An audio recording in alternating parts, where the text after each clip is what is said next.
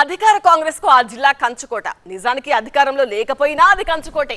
కాకపోతే ఇప్పుడు మరింత బలంగా ఉందన్నమాట. అసలే రాజకీయ ఉద్దండులున్న జిల్లా కావడంతో పంచాయతీ ఎన్నికల ఫలితాలకు సంబంధించి సహజంగానే అందరి దృష్టి అక్కడ కేంద్రీకృతమైంది. మరి హస్తం పర్ఫార్మెన్స్ ఎలా ఉంది? అనుకున్న స్థాయిలో సత్తా చాటగలిగిందా లేదా? జిల్లాలోనే కాదు రాష్ట్ర వ్యాప్తంగా కూడా ఇదే ముచ్చట చర్చనీయాంశంగా మారింది. ఇంతకీ ఆ జిల్లా ఏది? ఆ కథ ఏంటి? ఉమ్మడి నల్గొండలో పట్టు నిలిచిందా? ఉద్దండుల ఇలాఖాల్లో తప్పని గురి. కొందరు కొత్త ఎమ్మెల్యేలే తడబడ్డారా? గతం కంటే బీఆర్ఎస్ గ్రాఫ్ పెరిగిందా? రాష్ట్ర కాంగ్రెస్ కు ఉమ్మడి నల్గొండ జిల్లా కేర్ ఆఫ్ అడ్రస్ గా ఉంటుంది. అక్కడి నాయకులంతా రాజకీయ ఉద్దండులే. అందుకే ఆ జిల్లాలో పంచాయతీ ఎన్నికలు కాస్త అసెంబ్లీ, పార్లమెంట్ పోరు తరహాలో ఉత్కంఠను రేపాయి. అయితే గ్రామ పోరులోనూ కాంగ్రెస్, బీఆర్ఎస్ హోరాహోరీగా తలపడగా మెజారిటీ స్థానాల్లో హస్తానిదే పైచేయింది. అయితే జిల్లాలో కాంగ్రెస్ పార్టీ తరపున తొలిసారిగా ఎన్నికైన కొందరు ఎమ్మెల్యేలకు మాత్రం పంచాయతీ ఎన్నికల్లో అనుకున్న ఫలితాలు సాధించలేకపోయారు అనే అభిప్రాయం వ్యక్తమవుతోంది. అసెంబ్లీ, పార్లమెంట్ ఎన్నికల ఫలితాలను బేరీజు వేసుకుంటే కాంగ్రెస్ పార్టీకి నల్గొండలో కాస్త గ్రాఫ్ తగ్గిందనే చెప్పాలి.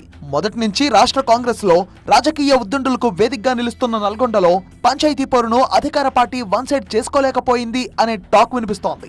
రాజకీయ దిగ్గజాలుగా పేరున్న జానారెడ్డి, సీనియర్ మంత్రులు ఉత్తమ్ కుమార్ రెడ్డి, కోమటిరెడ్డి వెంకటరెడ్డి, శాసన మండలి chairman Gutha Sukhender Reddy, fire brand గా పేరున్న కోమటిరెడ్డి రాజగోపాల్ రెడ్డి ఇలా కీలక నేతలంతా జిల్లా నుంచే ఉండడంతో ఆ పార్టీపై మరోసారి కాస్త ఎక్కువ ఎక్స్పెక్టేషన్స్ ఏర్పడ్డాయి. కానీ అనూహ్యంగా బీఆర్ఎస్ గట్టి పోటీ ఇవ్వడంతో హోరాహోరీ తప్పలేదు. ఓవరాల్ గా మాత్రం పంచాయతీ ఎన్నికల్లోనూ కాంగ్రెస్ తన ఆధిపత్యాన్ని కొనసాగించింది. ఉమ్మడి నల్గొండ జిల్లాలో అత్యధిక స్థానాలను కైవసం చేసుకుని పై చేయి సాధించింది. ఉమ్మడి జిల్లాలో మొత్తం 1779 గ్రామ పంచాయతీలకు గాను 1136 స్థానాలు చేతికి చిక్కగా 475 స్థానాలను కారుపాటి దక్కించుకుంది. ముఖ్యంగా ఉమ్మడి జిల్లాలకు చెందిన మంత్రులు ఉత్తమ్, కోమటిరెడ్డిలో పంచాయతీ ఎన్నికల్లో తమ పట్టు నిలుపుకున్నారు. తమ నియోజకవర్గాల్లో భారీ స్థాయిలో కాంగ్రెస్ మద్దతుదారులను సర్పంచ్ గా గెలిపించుకోగలిగారు.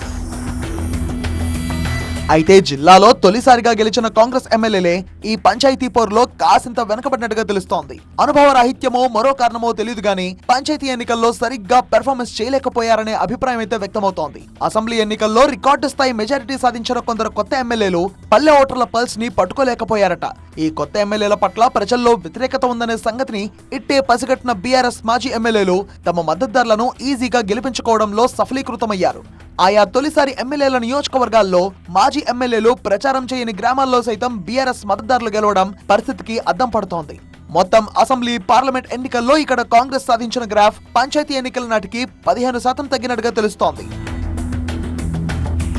ఓవరాల్ గా కాంగ్రెస్ దే పై చేయైనా జిల్లాలో కీలకమైన స్థానాల్లో మాత్రం బీఆర్ఎస్ హవా కనిపించడం అధికార పార్టీ వర్గాలకు మింగుడు పడిన అంశం. ఆలేరులో బీర్ల ఐలయ్య, భువనగిరిలో కుంభం అనిల్ కుమార్ రెడ్డి, తుంగతుర్తి మందుల శామ్యూల్, మిర్యాలగూడలో బత్తుల లక్ష్మారెడ్డిలు తొలిసారి ఎమ్మెల్యేలుగా గెలిచారు. అందుకే వీరు పంచాయతీ ఎన్నికల్లో కాస్త తడబడినట్టుగా తెలుస్తోంది. తమ నియోజకవర్గాల్లో బీఆర్ఎస్ కాంగ్రెస్ కంటే ఎక్కువ స్థానాలు గెలవకపోయినా ఊహించిన నెంబర్ ని సాధించింది. ఒక రకంగా చెప్పాలంటే అసెంబ్లీ, పార్లమెంట్ ఎన్నికలతో పోల్చితే పంచాయతీ ఎన్నికల్లో ఆశించిన ఫలితాలు ఈ ఎమ్మెల్యేలు రాబట్టలేకపోయారట. శాసనసభ్యులుగా స్థానిక ఎన్నికలను ఎదుర్కోవడం ఇదే మొదటిసారి కావడం కూడా దీనికి కారణంగా తెలుస్తోంది.